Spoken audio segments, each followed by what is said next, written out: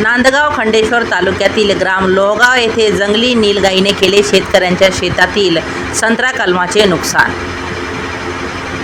नांदगाव खंडेश्वर तालुका प्रतिनिधी चेतन चौधरी। नमस्कार, मी Bhagyashree Maharashtra news 24 live मध्ये आपले स्वागत करते।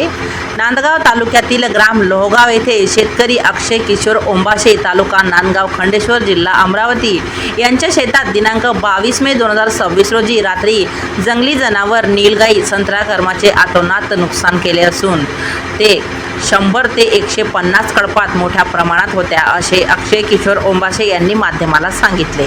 त्यांनी पुढे सांगितले की शेतात संत्र्याच्या बगीचा खूप मोठ्या प्रमाणात नुकसान केले आहे। त्यांच्या शेतात 200 ते 250 संत्र्याच्या कलमा आहे, त्यापैकी 100 ते 150 कलमांचे मोठ्या प्रमाणात नुकसान झाले आहे। वन विभाग अधिकारी तसेच वन विभागाने तात्काळ पाहणी करून जे शेतीचे नुकसान झाले त्याची भरपाई करून आणि तसेच नीलगाई आणि बरेच जंगली जनावर यांची सुद्धा ताबडतोब बंदोबस्त करावा, असे वन विभाग अधिकाऱ्यांना आमच्या माध्यमातून शेतकरी अक्षय ओंबाशे यांनी सांगितलेले आहे। बघूया माध्यमातून त्यांनी आणखी कोणती विनंती केली आहे, तसेच त्यांचे काय नुकसान झाले आहे।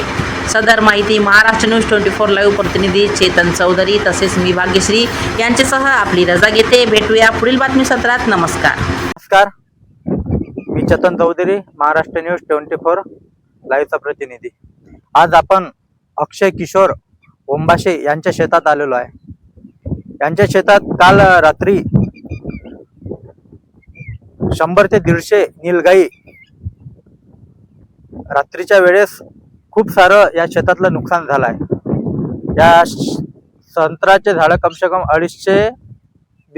200 ते 250 झाडं आहे। 200-250 झाडापैकी 100 ते 150 झाडाचं नुकसान झालेलं आहे। आपण पाहता दाखव, हे बघा, या झाडाला काहीच नाही ठेवलं।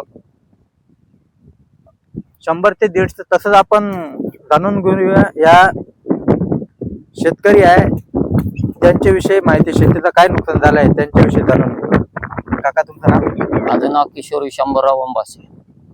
माझ्या मुलांच्या शेतात 250 कलम आहे, त्यातली 150 कलम खाल्ली नीलगाईनं काल रात्री। त्याची भरपाई सरकारने द्यावी, त्या गाईचा बंदोबस्त करावे। हे शेत कोण्या शिवार शेत आहे? हे पिपरी पोच्छा, मौजा पिपरी पोच्छा।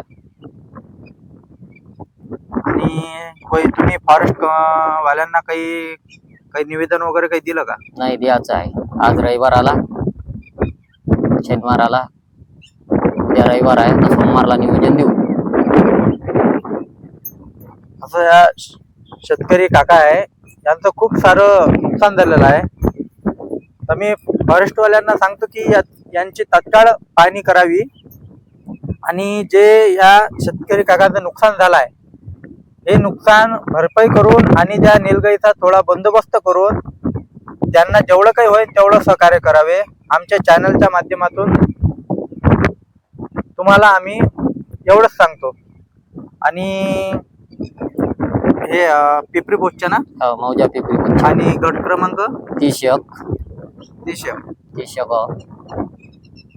ठीक आहे, धन्यवाद।